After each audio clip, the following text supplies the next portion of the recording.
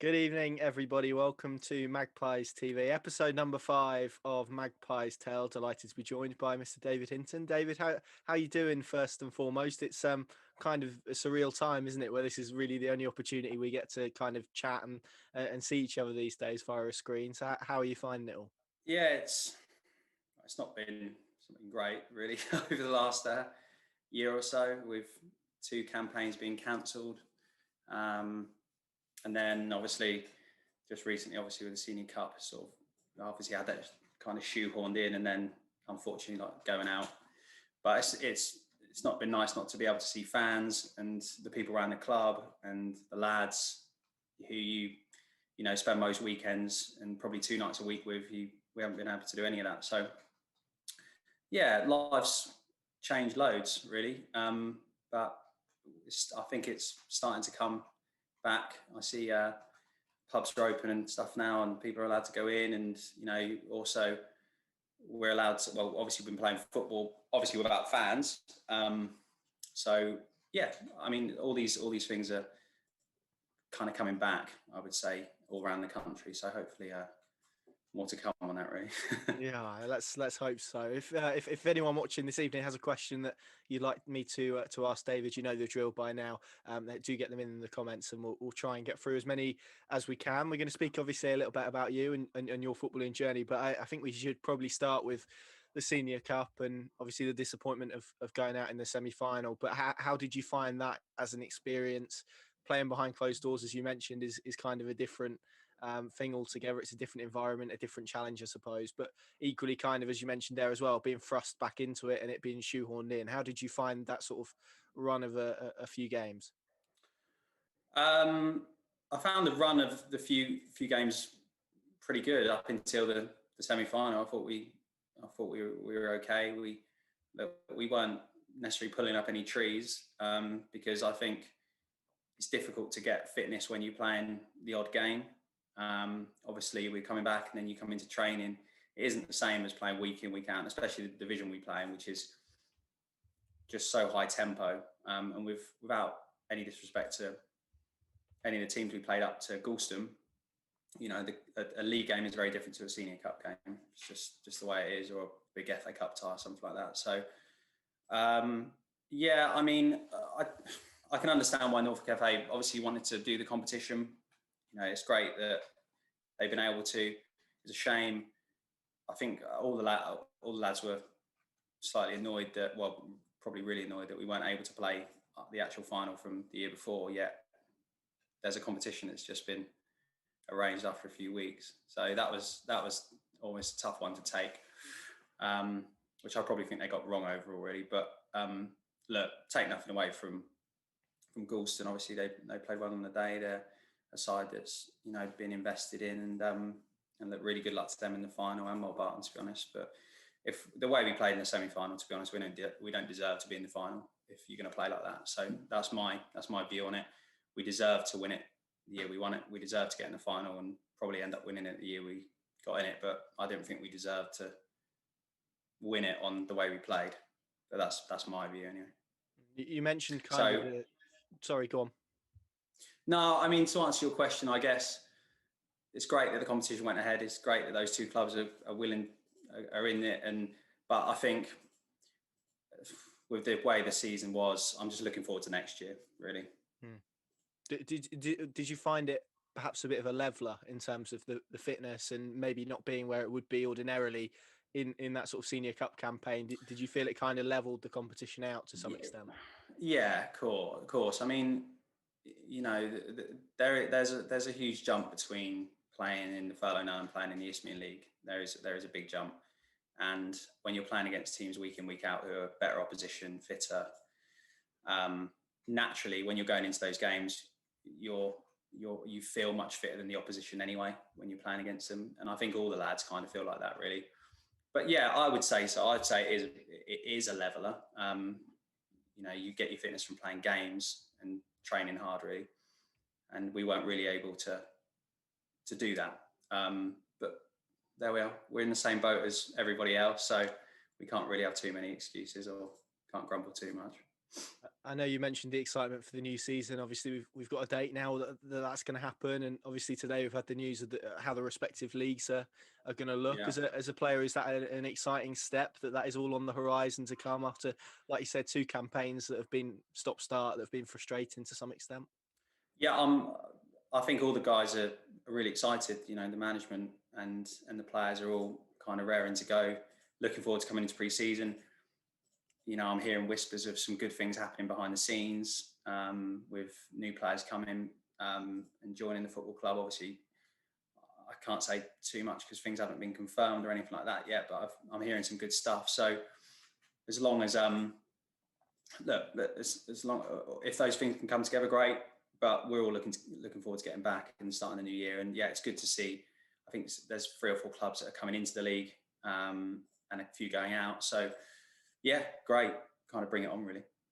Does that help freshen it up? Because I know that obviously this season it had pretty much, well, I think it did have the entire sort of same teams that you had the year before. So it must be nice to have some sort of fresh faces and fresh challenges in there. Yeah, obviously on a normal league, you always have 2 or 3 sides that go out the league, and then 2 or 3 come in. So yeah, it's been a bit strange, really. But I think the season when we finished up and we finished 8th, it was some of those clubs we were playing for the second time, and then we only had a handful of games when the second league came over. I think we had 8 league games and a couple of cup games. So, you know, you're just getting into the campaign, really.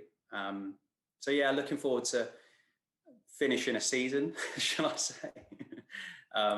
But look, if we should be in pretty good shape going into the year. So yeah, it's gonna be good. Let's talk about you then. In terms of your footballing journey, where did it start really for you? When did you first kind of think both that you enjoyed football, but also, okay, I can probably play a little bit? Probably when I was quite young. I don't know, 7, 8, 9 years old, I guess. Wasn't always born and bred in Norfolk. I lived just outside Dunstable and Luton, and then I was playing for like Wycombe Wanderers for about a year. And then when I moved to Norfolk, I thought obviously the football career was completely over, because when you leave a club, it's just the end of the world. But no, and then I was with a school team. I played sort of throughout the development centres and through with Norfolk up to the age of, well, through to the under-18s, and then went into men's football, really. So I guess from a young age, I knew I was, you know, quite good at football, I guess. But I was always quite small, so it was the development side for me was definitely lacking slightly compared to some of the other lads who came on a lot quicker. And I started my journey, you may have heard, as a winger, so a bit different now. Yeah, just a little bit, yeah. Yeah. So yeah, I guess as a young kid, I suppose. Yeah, sort of, you know, you realise you've got a talent when, you know, you're getting selected for out of, I don't know, 300, 400 lads to go and play for Norfolk. So I guess you've got an idea. You mentioned obviously leaving Wycombe and coming to Norfolk. Was that kind of a difficult thing? You said sort of the end of the world, which it is for every sort of young kid, isn't it? Because everyone who wants to be a professional footballer, if you get your foot into the door at a professional club, then that's kind of it, isn't it? That's your opportunity. So was that kind of difficult to accept when you moved to Norfolk? And yeah, that sort of even change? I remember it. Yeah, I remember it even at a young age with mum, and just saying, "I can't believe you're doing this to me." You know, it's the end of the world. But it was obviously my mum and dad wanted to move over to Norfolk, and I wasn't, at 9 years old. I had no choice, really. So yeah, and then it was fine. I mean, you know, we're at sort of development centres and things like that with Norwich, and it wasn't long before you start getting picked up. So yeah, that's how it all happened, really.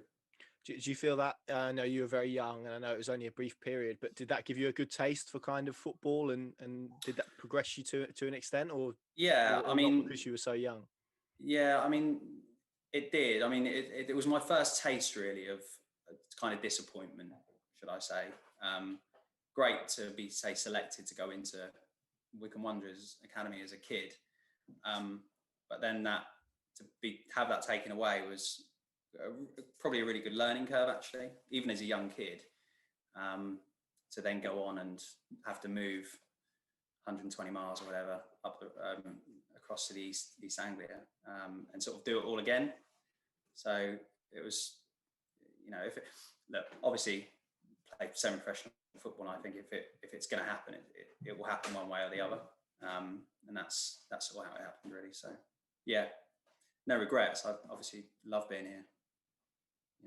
The amount of friends you make through playing sports is unbelievable. So yeah.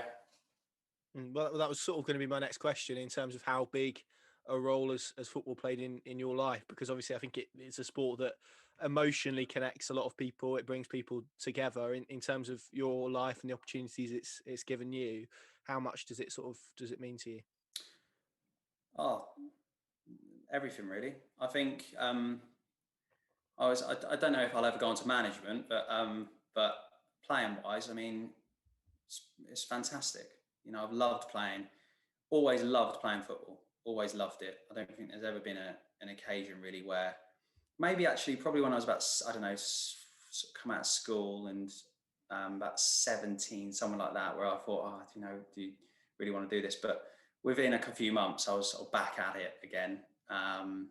And yeah, I've just always loved it. I've made some great friends throughout my playing career, whether that was at Dalston, Wroxham, Dereham, even as far back as when I first started out in men's football, was say North Walsham and Cromer, where I first started. It was the friends you make are for life, and if you go and win something, carry that on forever. Really, it's brilliant. So yeah, it's been great. I know you mentioned playing for Norfolk and being in various development squads. Was there ever an opportunity to move into an academy setup? I guess Norwich is probably the only. I mean, Norwich, it was up and down at kind of Colney loads really, and there was loads of times on trials and all that business. It wasn't. I was always incredibly small as a kid. Not that I was making excuses, because there were small lads in the academy. I mentioned someone like Jamie Forshaw, who played in the academy all his life, and he's obviously a great friend of mine. And he was tiny, so perhaps if I was been a little bit bigger and a little bit stronger, perhaps, because back then at Norwich, I think there was a period of time where they were getting a lot of lads in from London, and they looked at physicality. It was quite big when I was growing up, until obviously that Barcelona side came along and proved them all wrong, really. But it was a lot about physicality when I was growing up. Biggest lads, the academies, they were huge kids playing in the teams. So I think perhaps the smaller kids were overlooked a bit back then. But there we are. I mean, I've always been a firm believer of what will be, and I was lucky enough to play all throughout with Norfolk and played up to under 18s, and had some great success along the way with that. So that was good. Non-league football is quite a sort of, it's a broad church, isn't it? Really, you get players that have played professional football, you get players that have played in academies, you get players who maybe again have represented their counties but maybe haven't been in academy setups for a prolonged period of time. Do you feel it's given you a slightly different grounding and slightly different attributes to maybe someone who's been in a professional setup? Yeah, 100%. It's so interesting. This is a message to all kind of kids, really. It doesn't matter if you're playing for Norwich City when you're 11 or 12 or 13 years old. It doesn't make a scrap of difference. What matters is you're enjoying it, and if you carry on working hard, you'll find your place wherever that may be. I've God, you look at someone like Jamie Vardy, Christ, he was at Fleetwood, and then he's won the FA Cup at the weekend. So you look at all the way through. Perhaps it has given me a bit of a better grounding, because a lot of lads can come out of academies and they almost think they've made it when they go into men's sides, and it's really not like that. You have to work hard every day, and especially with clubs like, especially around Norfolk and Suffolk, the top clubs like your Lowestoft, your Derehams, your Kings Lynn's of this world. You've got to be at it if you want to do well. So yeah, I guess so. I guess a bit of grounding, not being in the academy setups and things like that. It sort of push me on a bit, maybe work maybe a bit harder. I remember when we spoke to Gus on a previous episode of this, and he highlighted your mentality. Do you feel that's something that has kind of developed from, as you mentioned there, getting disappointment maybe at quite an early age and being able to overcome that at a fairly sort of early part of your development? Do you feel like that has maybe stemmed from that sort of period? Yeah, I think so. I think I've always, I guess I've always been quite a sort of a serious character in terms of, like, I like to have obviously a laugh away from football and things like that. But when I've played footy, I've always been of the opinion that, you know, I really want to win. I hate losing a lot, really, and I like to sort of bring others along with me with that, I guess. But yeah, I suppose the mentality side of things, I think I've developed that a lot along the way.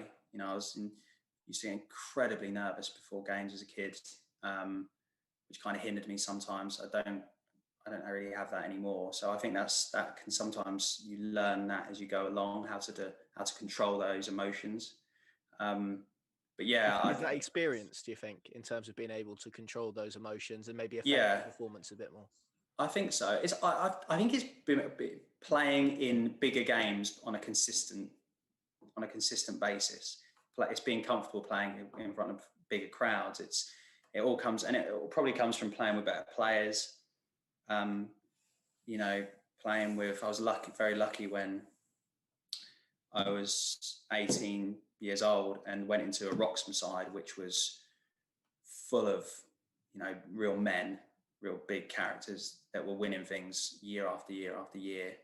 And it was almost, you wanted to be part of that. And, you know, there were some big characters in that dressing room where it's a bit different to how it is now. You know, if you put a foot out of place, it was a different conversation to perhaps how it is now, where it can be a bit nice. So I was lucky to be part of that, because that was a really good education for me coming through my teens, should we say, and into adult football. You mentioned being small and that maybe hindering the opportunities that you got. Did you have to find maybe, I guess, your place on the pitch? Is that why maybe you started off as a winger, because you were maybe trying to find that natural position? Yeah, I guess as a kid I was quite quick, and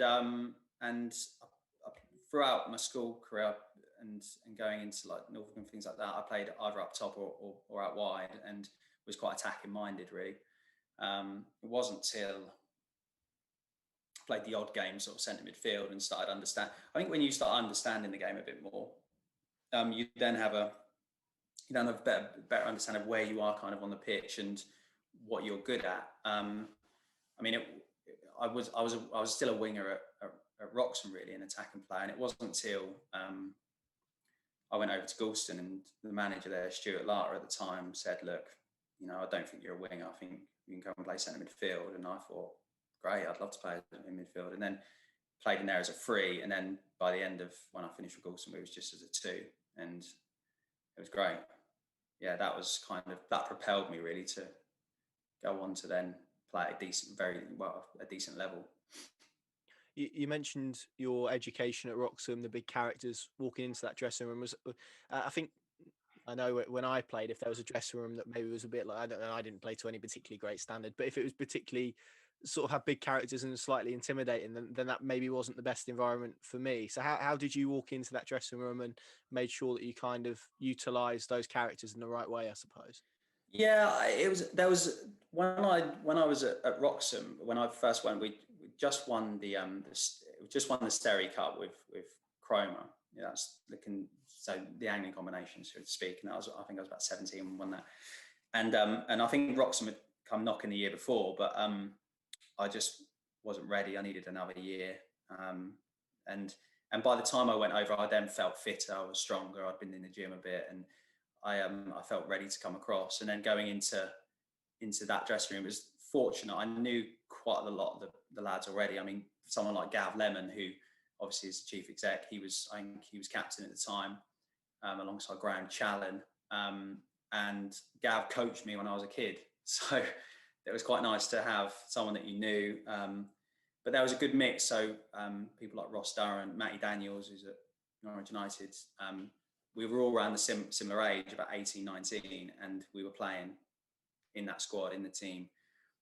So I had a good mix of big characters, but also the lads who I think Matty was at Ipswich for pretty much his whole life, Norwich and Ipswich, and then Rossi, similar to me, we grew up together and played in Norfolk sides and all that. So that was a good mix. But I felt incredibly comfortable going into those dressing rooms, perhaps because I knew a few of the lads anyway. But everyone made you feel so welcome. I mean, the banter was just brilliant. But then the football sort of did its talking, really. I mean, you had to be fit, and you had to be really on it every week, and there wasn't any passengers. You just wasn't like that at Wroxham during that time. So it was good. Did you feel? I mean, like you said, you were really young when you went to Wroxham, and I think in Norfolk football, people look at Wroxham as being a fairly big name in sort of non-league. So was that quite a? I know you said you knew a lot of the guys, but in terms of the size of the club, was that quite a noticeable step up for you in terms of Cromer to Wroxham? Yeah, definitely. Just the whole thing, really. I was the manager at the time was David Batch, and he had a pretty good non-league career, and then he went into coaching, and obviously I think he was at Cambridge for years. So yeah, I mean, he was a good man to have as a manager. Difficult at times, I must say. You never sometimes knew where you stood, but he was. Look, you can't argue with the success he had at Wroxham. It was brilliant. He won the league and won it by a mile. Really, he was great. So it was a completely different. Being with those lads and watching the standard of the way that the lads were, and obviously the management, how he had everything set up. It was a big jump. So in terms of leaving Wroxham, going to Galston, like you said there, how did that kind of pan out? How was that? How did you kind of take to that, I suppose? The year when I went from Cromer, we just won the league, then and gone up to Wroxham. I was quite in and out the side. It was, I was always in the squad. I was coming on last 20 minutes. I knew that it wasn't going to be a season where I was probably going to start every game. The competition for places was just so good, and the quality of player. I mean, if you speak to anyone around, they'll know that across midfield in those attacking areas, there was just the standard of play was great. So it was always going to be difficult, and I guess I was quite a bit part, and I guess I wanted a bit more of a chance, really. And by the time the season ended, we'd actually won the league, so that was considered the Regions League back then. But now it's obviously the furlough. And Wroxham were in a position where they got promoted to the Ryman League. So that's a league that Dereham are in now. And I sort of knew, being a bit part player, that I might, struggle here to go and get in the side. They'd gone and signed Matt Halliday. Danny White came over as well from Lynn. So again, there was even more competition in place. And I did pre-season. I said, look, I don't think this is gonna work. And I was on contract at the time, and I went over on loan to Galston and loved it, really. Absolutely loved it. Setup was brilliant, real family club. Can't say a bad word about Galston Football Club. And the chairman there was just a brilliant man. He's sadly passed away recently. So it was good, and then I really enjoyed it. So I was then playing midfield and centre mid, and then we went on to, obviously, we were flying in the league. I think we came third and then fourth in the 2 seasons that I was there. And obviously won the Senior Cup. So it was a really good, we had a great side, and it was a good time to be around Galston. It was just the right move for me at the time, and under a very, very good manager in Stuart Lara. In terms of that transition into central midfield, I know you said that you were kind of happy to do it, but was there a part of you that sort of thought, well, I've kind of started as a winger. This is a bit strange to move into central midfield, to move into a completely new position. How did you find that transition? How did you kind of cope with it? Yeah. I mean, I think it was probably the right move at the time. It really was. I mean, it was just, I wasn't playing that well out wide. I wasn't that quick. You need to be quick if you're going to play out wide, or you need to have something a bit different. And I could pass. I was good on the ball. I've got fairly good touch. So, and I can move, and I can cover a lot of ground when I play. I cover a lot of ground. I can run and get about the pitch. So it was almost a perfect fit. It was just the right person who thought, you know what, play centre mid and see how you get on.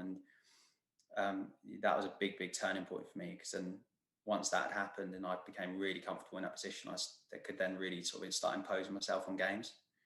So yeah.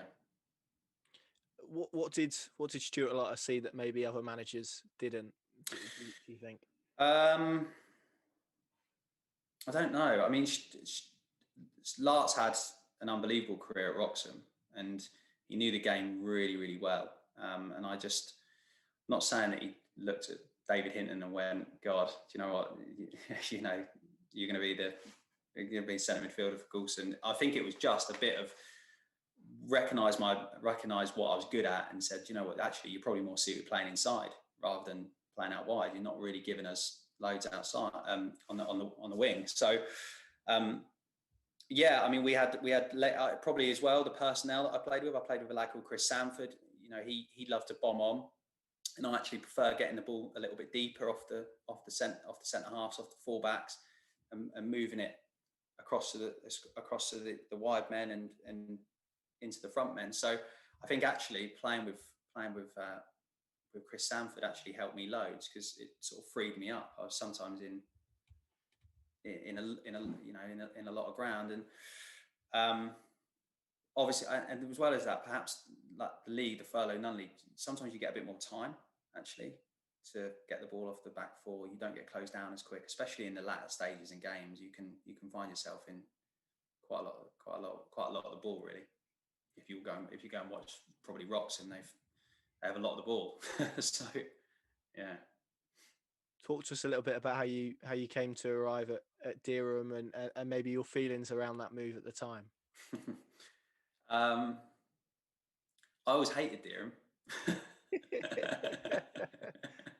I don't know what it was. I just never really liked Dereham. It's so hilarious, really. But when I was at Wroxham, there was a big rivalry. There was, when you were playing Dereham, it was be all and end all. You had to win. And that didn't really start again until when we won the Senior Cup with Goulston, and we moved over to. It was funny. I think the chairman come over to Stuart last at the end of the game and said, "Look, Lars, we want you to do the Wroxham job."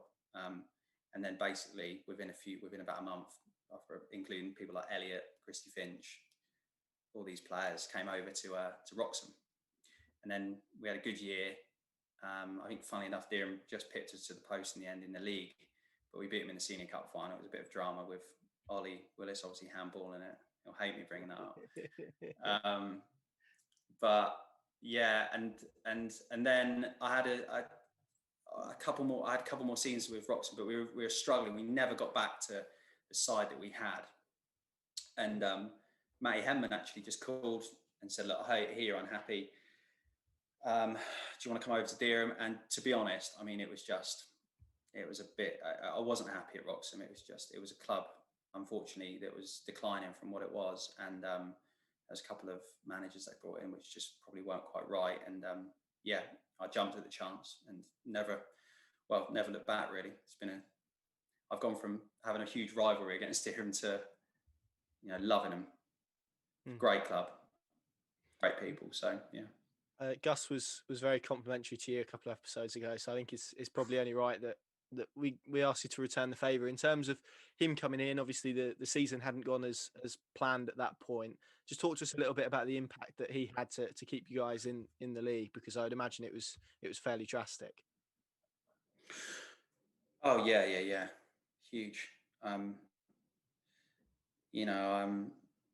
Obviously we had Neil Simmons in, and Simo's a great guy, and had a huge career non-league with Dereham, and obviously I mean, everyone was sort of sad to see him go, but look, something had to change. There was no doubt about that. I think we would have gone down, if I'm honest, if we hadn't have got Gus and Ollie in. But yeah, both of them are fantastic. Obviously, Gus is the manager, and he's great, brilliant human being, good person to have around the football club. Guides the as well as that, it's bringing the young lads through as well, which has been pivotal. But he was a huge impacted the football club in a really positive way. Made some brilliant signings. I look back and think of the people he brought in. We had Sean Womes came in. We had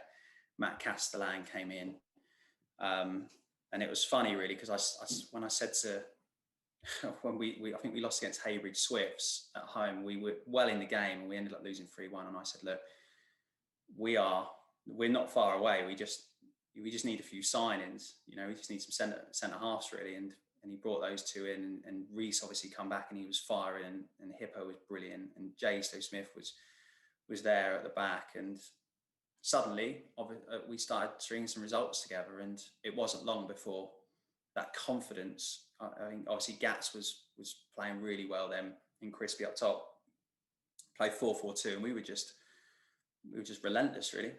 We had a great run where we beat some great sides in the league, and I think we finished 14th. So it was just panic over. I think I remember the game we played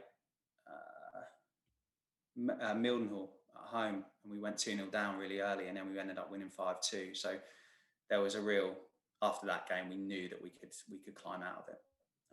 So yeah, hugely grateful to Gussie for coming in really and implementing his style of management, because one, I think Dereham wouldn't be playing in the unless they'd got promoted. Dereham probably wouldn't be playing in that league if that hadn't happened. So I probably think that's all the credit I can give him right now.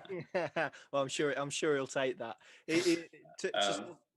Sorry, we won the senior. I think we went and won the Senior Cup as well, didn't we? So yeah, I mean, God, it couldn't have been a better start, really, could it? I mean, he's got a trophy and pulled us out of relegation. So God, we were a real force to be reckoned with them.